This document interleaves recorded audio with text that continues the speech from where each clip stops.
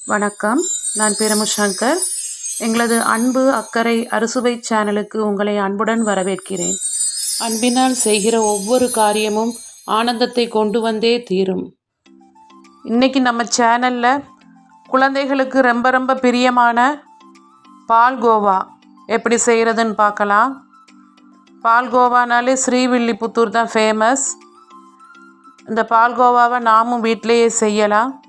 செய்கிறதுக்கு தேவையான பொருட்கள்: பால் 1 லிட்டர், சீனி 4 டேபிள் ஸ்பூன்,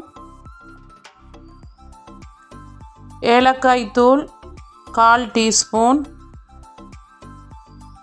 பாதாம் முந்திரி கட் பண்ணது சிறிதளவு, குங்குமப்பூ சிறிதளவு அலங்கரிப்பதற்காக.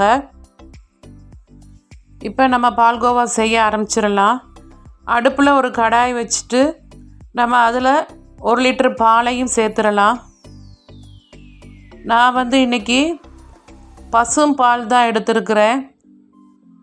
எங்கள் ஊரில் இந்த பசும்பாலே ஓரளவு நல்லா திக்காக இருக்கும். நீங்கள் பசும்பால் வேண்டாம் அப்படின்னா பாக்கெட் பால் கூட சேர்த்துக்கலாம்.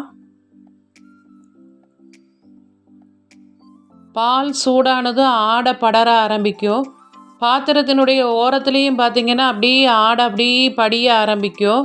அப்படி படிகிற ஆடையை நம்ம உடனே எடுத்து இந்த பாலோடு கலந்து விட்டுறணும். பால்கோவா செய்கிறது கொஞ்சம் வேலைப்பாடு தான். குறைந்தபட்சம் 1 மணி நேரமாவது ஆகும். நம்ம பொறுமையோடு செஞ்சால் தான் அருமையான பால்கோவாவை நம்ம சாப்பிட முடியும். பாலாடை படிய அதை நம்ம எடுத்து பாலோடு கலந்து விட்டுக்கிட்டே இருக்கணும். இப்போ பார்த்திங்கன்னா உங்களுக்கு தெரியும், பால் அப்போ இருந்ததுக்கு இப்போ கொஞ்சம் திக்காக ஆரம்பிச்சிருக்குது. பொதுவாக பால்கோவா வீட்டில் யாரும் செய்ய மாட்டாங்க, கடையிலையே வாங்கி சாப்பிட்ருவாங்க. ஏன்னா 1 மணி நேரம் அடுப்பு முன்னால் நின்று செய்கிறதுக்கு யாருக்கும் பொறுமை இருக்காது. ஆனால் ஒரு முறை நீங்கள் வீட்டில் செஞ்சு பாருங்கள். பார்த்திங்கன்னா அடுத்து நீங்கள் கடையில் வாங்க மாட்டீங்க. ஏன்னா நம்ம வீட்டில் செய்கிறது ஒரிஜினல் பால்கோவா. கடைகளில் நம்ம வாங்குகிறப்ப எப்படியும் அதில் மாவு பொருட்கள் ஏதாவது சேர்த்துருப்பாங்க. நம்ம வீட்டில் செய்கிறப்ப அது சுத்தமாகவும் இருக்கும், சுகாதாரமானதாகவும் இருக்கும்.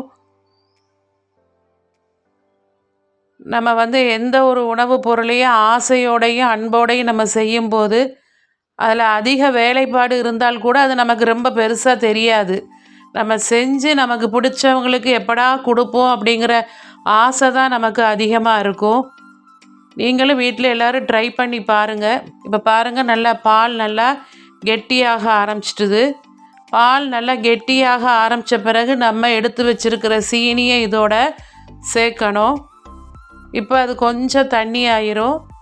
இனிமேல் திருப்பியும் அது கெட்டியாக ஆரம்பிக்கும்.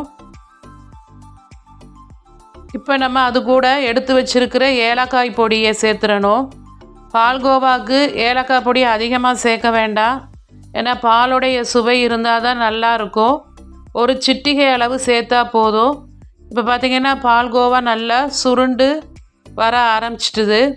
கலரும் நல்ல மஞ்சள் நிறத்தில் வர ஆரம்பிச்சிட்டுது. இப்போ நமக்கு சூடான சுவையான ஒரிஜினல் பால்கோவா தயாராகிட்டுது. நம்ம வீட்டில் செஞ்சு சாப்பிட்ற பால்கோவாவும் ஸ்ரீவில்லிபுத்தூரில் கிடைக்கிற பால்கோவா டேஸ்ட்லேயே இருக்கும். நீங்களும் எல்லோரும் இதை ட்ரை பண்ணி பாருங்கள். எப்படி வந்ததுன்னு கமெண்ட் பண்ணுங்கள். உங்களுக்கு இந்த வீடியோ பிடிச்சிருந்ததுன்னா லைக் பண்ணுங்கள், ஷேர் பண்ணுங்கள். நம்ம சேனலை மறக்காமல் சப்ஸ்கிரைப் பண்ணுங்கள்.